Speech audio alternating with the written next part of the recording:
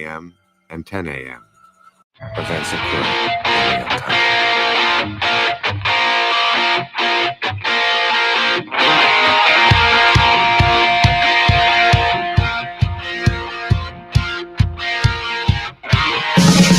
Good morning, everyone. Welcome to FPC Radio Live. It is Friday, August 26th, 2022. My name is Ian Glendon, as you all know. I mean, I was going to say it's up on the screen here, but it is not. So you do see John Sapicetti's name, and I assure you, even though his picture is not moving, he is real, he is there, and he is wide awake and ready to have a great show with me today. John, how's it going, my friend? Good morning. You know, I've had so much Botox that actually is me, and I don't move. But I don't even move my lips when I speak. I'm pretty much like a ventriloquist. Yeah, it's pretty good. It's pretty good. It's very confusing having a face-to-face conversation with you, though, because I feel like these words are coming from all over the place. Look, we're wrapping up the preseason pretty much this weekend. Patriots play tonight. That's going to be fun. Bucks play tomorrow, so Tom Brady is going to hit the field, which will be fun. And then we have a week off, and it's time for the NFL season, so it's going to be pretty good. However, unfortunately, John, one of the biggest stories that is kind of ongoing right now and kind of started to break last night is the really, really troubling accusations that are being put in front of a civil court against Bills punter Matt Araiza.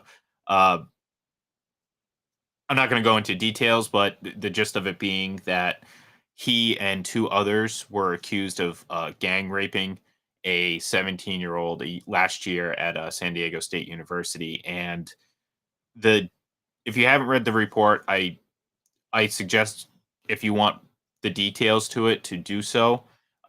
This is appalling, John.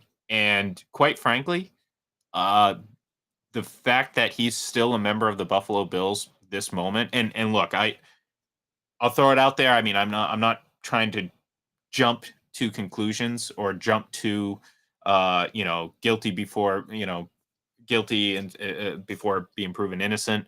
But again, the details, the information, and quite frankly, the fact that he's a punter. He should have been gone last night or never drafted, considering the Bills were somewhat aware of the situation prior to bringing him in. Yeah, I mean, because he went in the 5th round and he was considered maybe the best punter ever. So you would have thought someone would have drafted him, the punt god. You would think someone would have drafted him higher. So he's probably off many teams' boards. I mean, these allegations, if true, make Deshaun Watson look like a choir boy. I mean, this stuff is just, I don't even know what word to use to describe it. It's sickening. I think that's maybe the best way to describe it. So, yeah, I mean, if this is what it is, then the Buffalo Bills have to say, nice knowing you. We'll see you later. We'll find another punter. There's plenty of those guys around. Well, look, I mean, bottom line, I mean, just based on his admissions and everything that he said, he had sex with an underage girl. I mean, just right there. I mean, that's a crime. So, yep. And look, in the grand scheme of things, that's I mean, that's the last thing you're gonna focus on, considering, like you said, if these allegations are true. So it's just a terrible situation, and unfortunately nothing's happened. I mean, again, I'm not gonna sit there and because look, I always think of Duke lacrosse. All right. Remember what happened there, where again, things didn't necessarily play out the way they were played out in court originally, and all that stuff. And we came to find out that a lot of the accusations weren't necessarily with a lot of merit. So I'm not going to sit here and jump. But again, I mean, John, the details are it's appalling. And what benefit, if you're the Buffalo Bills, what benefit do you have by standing by and waiting for more information on this? Yeah, exactly. I mean, you move on from this, because this thing will just overwhelm the season, right? I mean, unless he goes on the commissioner's exempt list or whatever the case may be, and he's, in the background while it's going on. But if you're Buffalo, again, I mean, it shouldn't matter what position you play, quarterback or punter, but still just move on from him. I mean, morally it shouldn't, but realistically it does. But right. It does. I mean, it does. It depends on how good you are. It depends on what position you play. I mean, all those things matter. Right. So, again, that's why I say, he's a punter. You should get rid of him. I'm not saying there should be different standards. I'm just accepting the reality of how the NFL operates. And we know that there's a lot of surface talk about taking stuff like this seriously, but when push comes to shove, again, it doesn't always work out that way. Right, especially a league that 40% of its fan base are women. Mm-hmm. I mean, that's really what kind of puts the NFL over the top. And growing. Yeah, people, the women love the NFL more than any other sport. And I remember growing up, it was more basketball. A lot of women love basketball. But now football's it. Look, half the country gets together on a Sunday and, couples and whatever, families will get together. You'll have, two brothers with their two wives and 4 kids, and there's 8 people sitting around eating chili and whatever else they're eating and watching football. It's like a national holiday once a week. So you don't want to turn off that very, very important market that the NFL has cultivated. Yeah. And I mean, again, it shouldn't, unfortunately, we're speaking in terms of what the reality of, life is with the NFL, and it shouldn't be about profits. Again, considering the situation, it should just be, regardless of how it negatively impacts you financially or whatever, your ego, finances, whatever, he should be gone. And it's surprising to me that Buffalo is going through with this. But then again, it shouldn't be, because I'm not saying because of Buffalo. I'm saying we've seen this from teams over and over again. Again, there's a lot of surface talk about this, that, or the other, but when push comes to shove, actions don't necessarily follow, and that's the disturbing part. And as far as sorry, just 1 second. Go ahead. And as far as I know, he's expected to play. I believe they play tonight, correct? Their preseason game Friday. Yeah, exactly. They're going to be wrapping up and so forth. And one of my favorite sayings, and I actually should trademark it, I could probably make a fortune of it, is what is and what should be can oftentimes be 2 totally different things, right? Mm-hmm. So we have a situation where what should be is see you later. It doesn't have to be explained why it's see you later to this player, whether, 40% of your audience are women or 100% are men or whatever it is. But we do know what the NFL does, which is generally, stick its finger in its mouth, wet it, put it up in the air and see which way the wind is blowing. I mean, we're going to say that probably with this situation, and we'll probably see it with Aaron Donald as well, because they have no structure, the NFL. It's just like, it's the wild, wild west. Like, okay, 4 games for this, 6 games for that, 11 games for this. We're going to do this way. Now you're on the commissioner's exempt list. We'll get back to you. There's like no, the NHL actually handles all of this stuff much better than the NFL. They're more transparent. They may get things wrong. I mean, they're not perfect by any means, but they lay out their reasoning and they try. Yeah.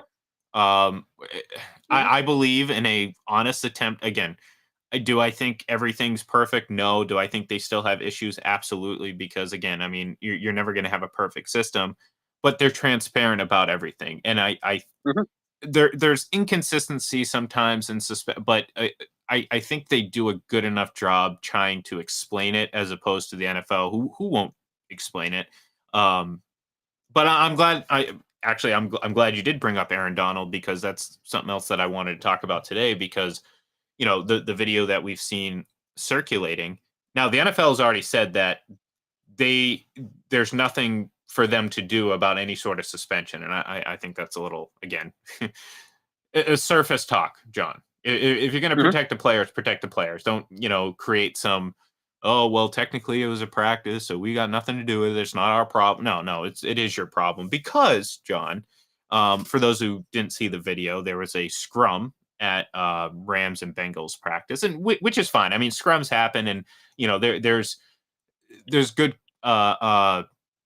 reasoning for why sometimes those are good things, especially with a team sport like football. You get a little rough and rowdy, kind of creates different bonds and stuff like this.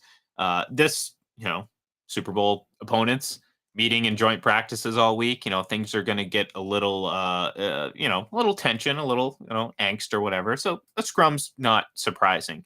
However, the quote unquote best player in the NFL and one of the best defensive players of this generation decided to wield a pair of Bengals helmets. And that thing you probably used to do as a kid, where it's like if you want to get in a fight, you just swing your arms around like a windmill. Come get me. Right. Yeah. Well, he did that essentially. And Yep. look, this isn't, and dare I remind you, this is not a first time quote unquote offender when it comes to questionable actions on the football field. I'm talking about Aaron Donald, and he's skirted some pretty harsh criticism for the most part when it comes to stuff like that. And we remember different choking incidences, other swings, punches being thrown, and it's like I understand competition, but some of the most fierce competitors out there can go an entire career without having one, let alone 3 or 4 incidences where he's gone over the line. And this particularly really goes over the line when you're swinging helmets. I mean, that's a weapon. This isn't just a pushing, shoving, maybe swing a fist type of incident. This is, what I believe should be a suspendable offense. I mean, think about all the slack that Myles Garrett got for one swing of the helmet. He got suspended. I mean, his reputation got really dragged through the mud for a while. I mean, it didn't help that there was some other things that went off from that with Mason Rudolph and some accusations that may or may not have been true. That was a whole mess. But the point being that he was suspended for the action of swinging a helmet at an opponent. And regardless if it was in practice or in a game or in a preseason game, he should be punished for it. Yeah, Myles Garrett got, 6, 7 games?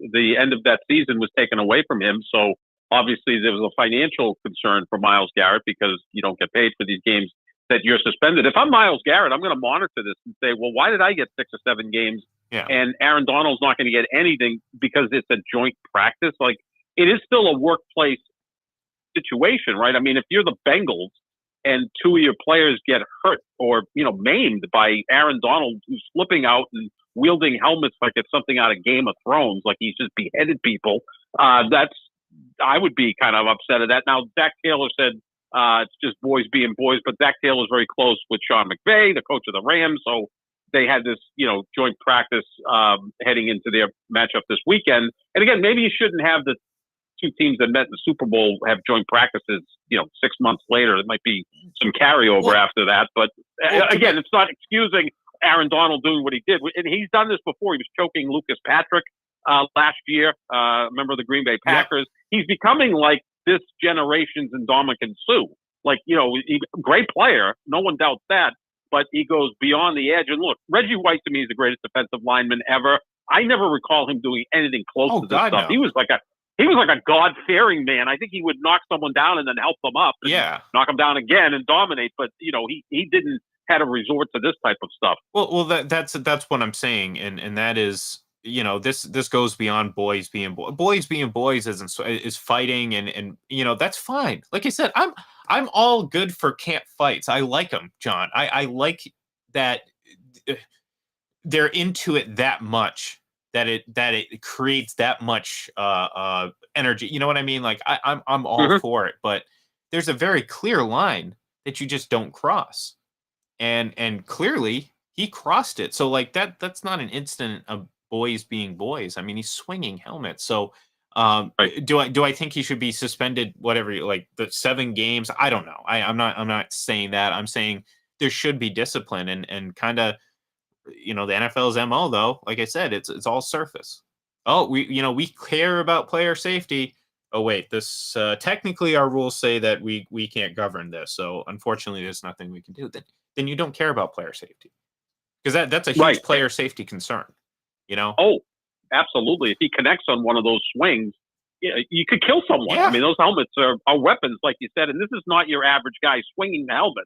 We're talking about, a powerful, explosive guy who obviously was heated, yesterday in this joint practice. And now I know how the league is going to look at this too, because you could kind of tie the two stories we've talked about so far, the point guard and Aaron Donald, who, by the way, the Bills play the Rams in the season opener, which is the marquee game to kick the weekend off. Mm-hmm. It's the defending Super Bowl champs playing the team that right now is the favorite to win the next Super Bowl. So this is a huge game that we all can't wait for. Well, it could be marred by, Aaron Donald's not on the field because he's been suspended for swinging two helmets at Cincinnati Bengals in a joint practice. And, oh, by the way, the point guard's no longer in the league, or he's on the commissioner's exempt list, or he's actually for playing. Buffalo. Yeah. Right, he's actually playing. Yeah, I mean, so, and then if you're Aaron Donald, go, I got heated up on the field, but this guy, the allegations are that he did things that we don't even want to acknowledge or even think about, right? So, I mean, yeah, that's a good way for the league to get underway. But you know what? The league is impervious to all this stuff. It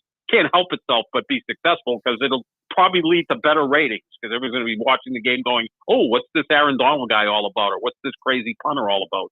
The NFL, it's a Scrooge McDuck, sitting up there counting up, all the dollar bills and dollar coins and everything like that. So, unfortunately, like I said, I mean, it's just another day in the NFL, and I don't, when I see stuff like this, I just don't have any confidence that they will end up getting stuff like this right. But anyways, we'll see what happens. We got 2 weeks, a lot of dead time after the next couple days to talk about what's going to happen and get psyched for week one, because is I believe September 11th, September 12th, so you're talking about 2+ weeks after the conclusion of the last preseason game. So it'll be interesting. But I am excited, though, John. Obviously, for the Patriots' last preseason game tonight, I think the coverage surrounding the team has been off the walls bonkers. Personally, I believe a large segment of the media, they're basically working backwards to prove a conclusion that they made back in March, and I think it's very transparent in how they cover the team. I've said it before, and I'll say it again. I think Mike Reese is 1A, 1B, and 1C when it comes to day-to-day coverage of the Patriots. So if you're not a Patriots fan, or if you're someone who wants to know what's really happening with this team, I highly recommend listening to him, because he gives what's a very level-headed breakdown of what this team is, both offensively and defensively, as opposed to 90% effort into sounding the alarm and a measly 10% effort in actually talking about things that have worked or things that really did happen on the field. So I'll be interested to see what happens. I'm assuming some of the starters are going to be going tonight again, with the only 3 preseason games, the bye week. There's the traditional starters don't play the last preseason game. It's not really true anymore. Things kind of get mixed up. I do know, John, that after Tom Brady's sabbatical, of which we don't necessarily know all the details,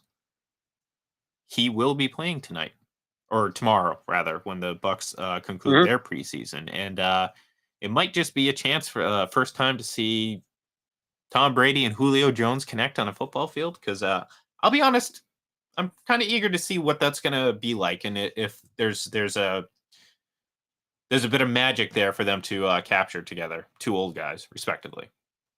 Yeah, because I remember the times it was probably, I'd say, 2019, going into the 2019 season, Brady's last season with the Patriots. It was like, they're going to get Julio Jones, because Atlanta by then he's being a contending team, and he was getting older, and it was like, for a decade, it was Larry Fitzgerald, right? Larry Fitzgerald's going to end his career with the Patriots, which would have been awesome, because one of my favorite players. That would have been amazing. He to me is like the perfect football player, right? On and off the field. That guy's just, he's perfect. I think he's the perfect football player. But that never happened. And he was like, well, Julio Jones will show up. and helped Tom Brady with the Patriots in 2019. And finally, it's happened 3 years later in Tampa, of all places. But yeah, no, that's going to be interesting to see. And Brady will probably go 9 for 10 for 111 yards and a touchdown if he plays a couple series tonight, because he can't help himself from being great. Like he can't even help himself from winning. Like, things will work against him. Maybe he's not all in and he's upset or whatever, and he just can't help himself. He's just so good that he is going to be successful no matter what happens. So it'd be interesting to see. And then we'll see the Patriots, from what I'm hearing, is the starters will play a series of 2. So we'll see Mac Jones out there for a series of 2, get ready. Because it is weird now with the 3-game exhibition season, because there's that 2-week gap. So this is kind of the week you want to see a few people, and they are still looking at roster cuts, right? Because team's going to get down to the 53 pretty soon, so that's also important as well. Yeah, and look, I mean, obviously that's more important for the the lower end guys. The starters are going to get a little bit of work, but with that bye week, if they don't play the third preseason game, then you're talking about essentially 3 weeks right. of I mean, obviously practice and training camp and all that stuff, you're getting a lot of reps there, but, you still want to have a little bit of game rep going into the season. And I think this is a good opportunity for those starters. And then you give the rest of the opportunity for the guys really trying to make the roster. So, I mean, at this point, as a fan, I'm just sick of the preseason. I'm done with it. Like I'm done with the cruise of, the B, no offense, but like, I don't want to say the B crew because that's not what it is, but the local crew, you know what I mean? It's like football is a very different broadcast sport, whereas in every instance, in every other league, you have a local team covering every team, and then obviously national broadcast. Well, yeah, you have local broadcast for your football team, but it's a national commentator. You have to turn the radio on to get a localized broadcast of the game. So like during the preseason, that's when you get the local broadcast. And it's like, it's always just, I don't know. I just get sick of the entire thing. I'm just like, I just want to watch a real football game. And I know it's real football, but you know what I'm saying? Like a game that matters. I want to sit down on a Sunday and just have game after game after game. And we're getting pretty close to that. And I'm pretty excited. Who might not be excited though, John, before we get out of here, is Dallas Cowboys fans, because they suffered a pretty big loss this season and on their offensive line yesterday, or was it 2 days ago? Tyron Smith tore his hamstring, I think they said, or you know what? Actually, don't quote me on that, but I'm pretty sure I saw it was something to do with the kneecap as well. But regardless, John, this is a big loss for Dallas. Oh, decimating loss for Dallas. Is that even a word to use there? Decimating, but it will decimate them, because we see the difference with Dak Prescott with Tyron Smith as his left tackle and without him as his left tackle. He's a Pro Bowl caliber quarterback when Tyron Smith is out there. He's an average quarterback without him. He's that good. But he just hasn't been durable the last 4 or 5 years, constantly getting hurt, missing 3 or 4 games, or sometimes even longer. Then when he gets back in, he's not quite 100%. It sounds to me like he's going to miss, if not the entire regular season, like 90% of it. Yeah. Jerry Jones was saying he'll be back for the playoffs. I don't think the Cowboys are making the playoffs. I didn't even think they were a playoff team before this injury. They lost a lot in the offseason, and they relied a lot on turnovers last year, and that doesn't necessarily repeat itself. So I think they're going to take a step back. But yeah, massive loss. And that offensive line, which 4 or 5 years ago was incredible, has slowly been, decimated by this injury to Tyron Smith. Trent Fredrickson retired.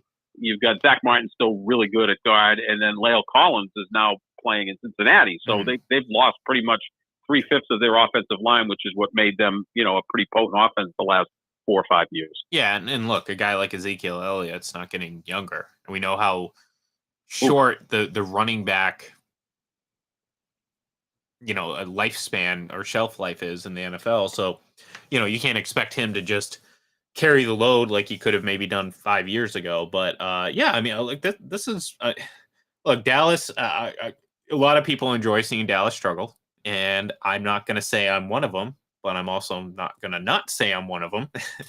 I think I made sense there. I don't know. We'll have to go back and listen to the tape, but the point is like I'm not upset when they do have some moments of tripping over their own feet or just struggling. And in this case, this is obviously an unfortunate injury that's going to probably again greatly restrict their ability to have a lot of success this season, certainly into the playoffs. And look, I'm with you. I don't know if I'd go as far as say I don't think they were going to make the playoffs in the NFC this year, but I certainly do not at this point see any reason why I should be putting them as one of the contenders, because I mean, what have they done?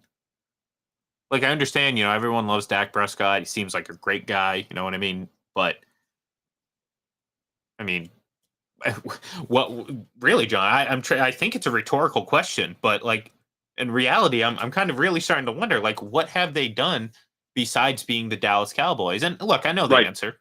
It's because they're the Dallas Cowboys and the most a recognizable brand in sports and the most valuable franchise in sports. It's the Dallas Cowboys. Of course, they're always going to be a contender in the eyes of people. But from a football standpoint, certainly with this injury, I might be right there with you. I don't even know if they're good enough to make the playoffs. Yeah, I didn't feel that way before this injury. Obviously, the offensive line has been banged up and lost talent. Amari Cooper's no longer there, so now CD Lamb's going to have more pressure on him. Dak had a good, not a great year last year. Ezekiel Elliott, every year he's been in the league, his yards per game has gone down. I mean, he was over 100 his first year, like 94 his second, to the point where last year was about 55 yards per game. He's a shot fighter at this point, like happens with many running backs. He's going into his 7th year, and that offensive line isn't as good. And yeah, the Cowboys are kind of like the Kardashians, right? They're just famous for being famous. They haven't been in a conference championship game since 1995. Yeah, it's like they're like you divulged what your age is. The last time the Cowboys were in a conference championship game, you were probably in like 4th or 5th grade. 1995. I was in 5th, 7. Yeah. No, I was. Oh my God. See, now I'm like 97, 98, 99 was 6, 7, 8. So 90. So yeah, I was like 4th grade. Yeah, exactly. I apologize for putting that horrible math process on air in front of people. I figured it out though, right? I mean, I figured it out. Well, that's the thing though, because like technically I'm my age.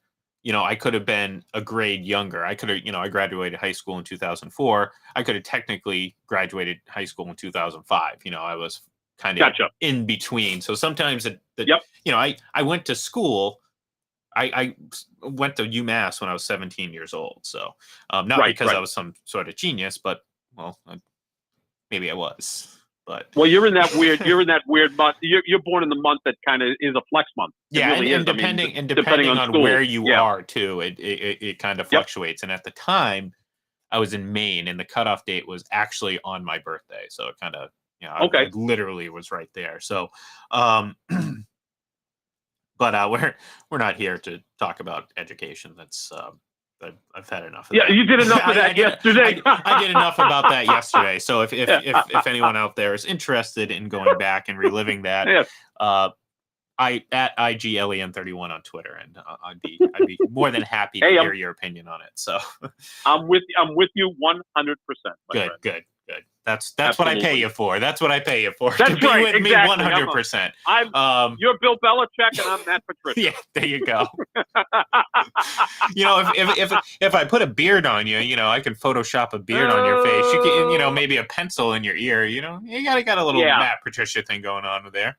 I'm a lot lighter now. I mean, I'm only tipping the scales at 210. Let me take a step. Let me take a step back. I meant in your face with the dark hair. I didn't. He's a Python. He's a Python. Yeah. Well, that's what I was saying. Yeah. I wasn't commenting on his or your size. So,